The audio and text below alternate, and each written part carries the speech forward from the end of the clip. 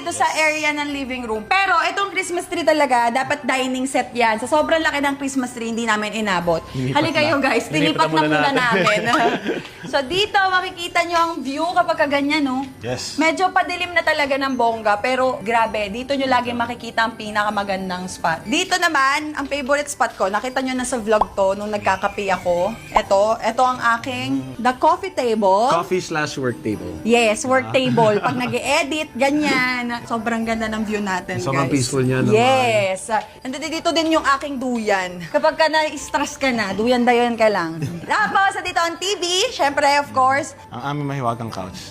May mahiwagang Christmas tree, may mahiwagang couch. So, dito ang family area talaga Yes. kadalasan. Exactly. Dito sa ating second floor. This is where kick back, relax, watch movies, Netflix and O, chill. tingnan nyo naman yung nilagay kong display. I-appreciate nyo. Tingnan nyo yung ganda ng table. Di ba? Ang lakas makasyala. Charing.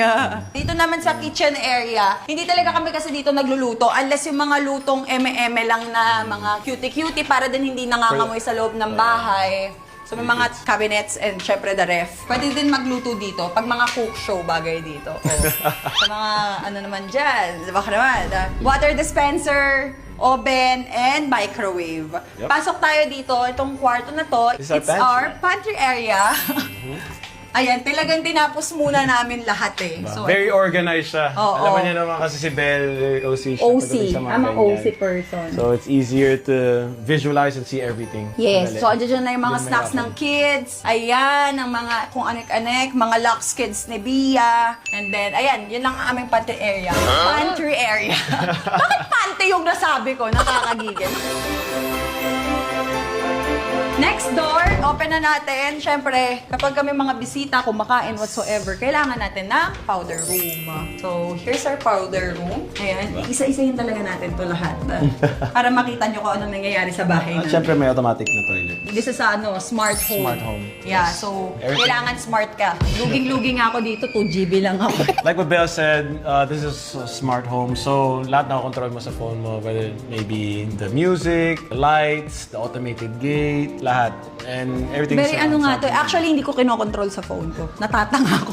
Ako na control. Siya ang magaling doon. Medyo tech guy to eh. Techie. As brainy person. So, ayun yung dalawang doors dito sa gitna. And meron palang iisang door dito Yes. sa second door. Which is, ito ang sinasabi ko, lakas makatanda talaga. Ako nga, no. Kasi parang sobrang parent-friendly yung room Yes, namin. yes, So, yes, yes. sa tabi ng living room, ayan, nakikita nyo na yan. Andi dito ang aming kwarto. Napanood nyo na yung What's in My Room. Ayan, panoorin nyo yan. Hindi na natin i-details lahat ngayon. Pero, syempre, papakita pa rin namin kasi